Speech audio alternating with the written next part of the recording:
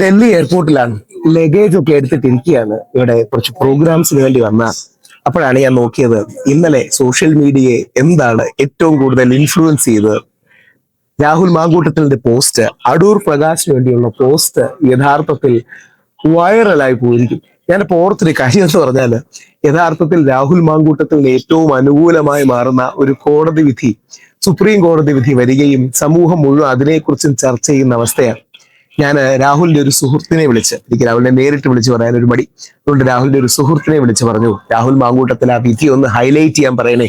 അതായത് വിവാഹിതരായ വ്യക്തികൾക്ക് വിവാഹ വാഗ്ദാനം നൽകി പീഡനം നൽകി എന്ന പരാതി അടക്കം നൽകാൻ കഴിയില്ല. ആ സ്പേസ് ഇല്ലാതാകുകയാണ്, വ്യാജ പരാതികളെ കൂട്ടുകയാണ്. ഇത് രാഹുൽ മാങ്കൂട്ടത്തിൽ അടക്കമുള്ള ആൾക്കാർ ഹൈലൈറ്റ് ചെയ്യണം. സമൂഹത്തിൽ പോലീസ്, നീതിന്യായ സംവിധാനം, പൊതുസമൂഹം, മീഡിയ ഇത്തരം കാര്യങ്ങൾ കൂടുതൽ ചർച്ച ചെയ്യണം, ശ്രദ്ധിക്കണം എന്ന് ഞാൻ രാഹുലിന്റെ ഒരു ഫ്രണ്ടിനെ വിളിച്ച് റിക്വസ്റ്റ് ചെയ്യുന്നുണ്ട് രാഹുലിനോട് പറയാനായിട്ട്. പക്ഷെ ഞാൻ വിചാരിച്ചു രാഹുൽ അതിനെക്കുറിച്ചായിരിക്കും പോസ്റ്റ് ഇടുന്നത്. പക്ഷെ രാഹുലിന്റെ മനസ്സിൽ ഇന്നും ആ കറകളഞ്ഞ കോൺഗ്രസ്സുകാരനുണ്ടെന്നുള്ളതിൽ ഏറ്റവും വലിയ തെളിവാണ് രാഹുലിന്റെ ഇന്നലത്തെ പോസ്റ്റ്.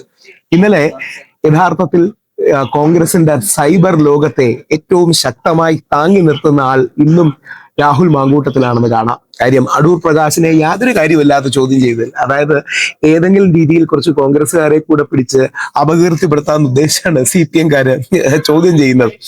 അവർക്കുണ്ടായ അപമാനവും അവർക്കുണ്ടായ പ്രശ്നങ്ങളും എല്ലാം എന്താ പറയുക, ഡീഫോക്കസ് ചെയ്യാനും ബാക്കിയുള്ളവരും കൂടുതൽ ഇൻവോൾവ് ആണെന്ന് ചെയ്യിക്കാനും വേണ്ടിയാണ് യഥാർത്ഥത്തിൽ ഈ കാര്യങ്ങളൊക്കെ ചെയ്യുന്നത്. ഇപ്പൊ അടൂർ പ്രകാശിനെ ചെയ്യുന്നതും തന്ത്രിയെ അറസ്റ്റ് ചെയ്യുന്നതും ഒക്കെ അതിന് വേണ്ടിയിട്ടാണ്. അല്ലെങ്കിൽ കോടതി അവസാനം സത്യം കൊണ്ടുവരട്ടെ. അപ്പോൾ രാഹുൽ മാങ്കൂട്ടത്തിന്റെ വൈറലായ പോസ്റ്റ് ഏകദേശം 39,000-ഓളം ആൾക്കാരിലേക്ക് ലൈക്ക് ചെയ്യുകയും 8,000-ഓളം കമന്റും 2,500-ഓളം ഷെയറും കിട്ടിയ പോസ്റ്റ്. എന്തുകൊണ്ടാന്ന് പറഞ്ഞാൽ, കോൺഗ്രസിന്റെ സൈബർ ഡിജിറ്റൽ ലോകത്തെ ഏറ്റവും വലിയ നായകൻ ഇന്നും രാഹുൽ മാങ്കൂട്ടത്തിൽ തന്നെയാണ്. കോൺഗ്രസിന് ഏറ്റവും ശക്തമായി പ്രതിരോധം ഒതുക്കുന്നതും രാഹുൽ മാങ്കൂട്ടത്തിൽ തന്നെയാണ്. രാഹുൽ മാങ്കൂട്ടത്തിന്റെ പോസ്റ്റ് ഒന്ന് വായിക്കാം. ശ്രീ അടൂർ പ്രകാശിനെ അന്വേഷണ സംഘം ചോദ്യം ചെയ്തു അത്രേ. ആയിക്കോട്ടെ, ഒരു അന്വേഷണ ഏജൻസിക്ക് ആരെയും ചോദ്യം ചെയ്യാം.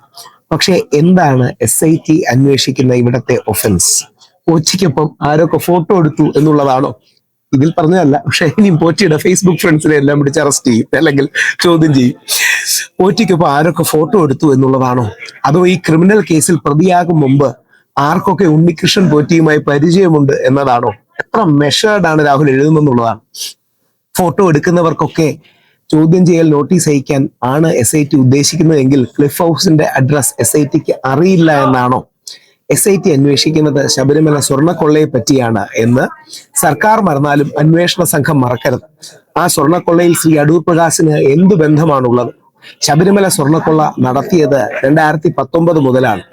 ശ്രീ അടൂർ പ്രകാശ് 2019 തൊട്ട് സർക്കാരിന്റെ ഭാഗമല്ലാത്ത പ്രതിപക്ഷ MP മാത്രമാണ്. അങ്ങനെ ഒരു പ്രതിപക്ഷ MPക്ക് സർക്കാർ ആസൂത്രിതമായി നടത്തിയ സ്വർണ്ണക്കൊള്ളയിൽ എന്ത് ബന്ധമാണുള്ളത്? അതോ ഒരു പ്രതിപക്ഷ MPക്ക് പോലും സ്വർണ്ണക്കൊള്ള നടത്താൻ കഴിയുന്നത്ര കഴിവ് കെട്ടവരാണോ ഈ ഭരണകൂടം? അപ്പോൾ കാര്യം അതൊന്നുമല്ല. ശബരിമല അയ്യപ്പന്റെ പൊന്ന് കെട്ടവരെ, ഈ ജനവിരുദ്ധ സർക്കാരിന്റെ നഷ്ടമായ ഇമേജ് വീണ്ടെടുക്കാൻ പറ്റുമോ എന്നുള്ള ലാസ്റ്റ് റൗണ്ട് ശ്രമമാണ് ഇവർ നടത്തുന്നത്. ശ്രീ വിജയനും വിജയൻ സേനയും വിജയൻ സ്തുതിപാഠകരായ ഒരു വിഭാഗം മാധ്യമപ്രവർത്തകരും എത്ര ഓവർ ടൈം ഡ്യൂട്ടി ചെയ്താലും പഞ്ചായത്ത് തെരഞ്ഞെടുപ്പിൽ നിങ്ങൾക്ക് തന്നതിനേക്കാൾ വലിയ അടി നിയമസഭാ തെരഞ്ഞെടുപ്പിലും ജനം നൽകും. ജനം തിരിച്ചറിയും ഈ ചോദ്യം ചെയ്തതിലെ രാഷ്ട്രീയം. പോറ്റിയെ ശബരിമലയിൽ കയറ്റിയതും ജയിലിൽ നിന്ന് ഇറക്കിയതും സഖാക്കളാണെന്ന് പറഞ്ഞ് വളരെ മെഷേർഡായിട്ട് ഷാർപ്പായ ഒരു പോസ്റ്റ്. ഈ പോസ്റ്റും ഈ സാന്നിധ്യവുമാണ് യഥാർത്ഥത്തിൽ രാഹുൽ മാങ്കൂട്ടത്തിലിനെ കോൺഗ്രസിന്റെ അണികൾക്കിടയിലും പൊതുമാധ്യമങ്ങളിലും നിഷ്പക്ഷരായ ജനങ്ങളുടെ ഇടയ്ക്കുമൊക്കെ സ്വാധീനം ചെലുത്തിക്കുന്നത്, അല്ലെങ്കിൽ ഒരു പോസിറ്റീവ് ഇൻഫ്ലുവൻഷ്യൽ ഫിഗർ ആക്കുക.